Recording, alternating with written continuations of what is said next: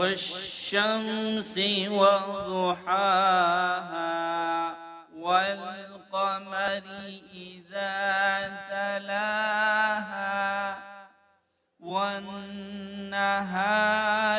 إذا جلاها والليل إذا يغشاها والسماء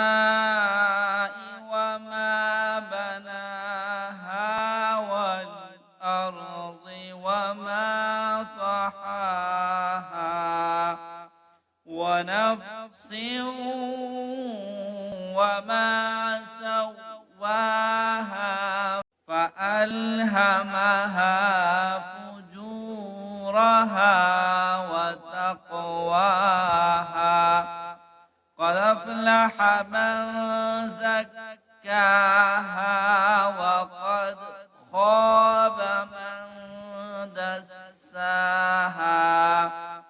كذبت ثمود بطغواها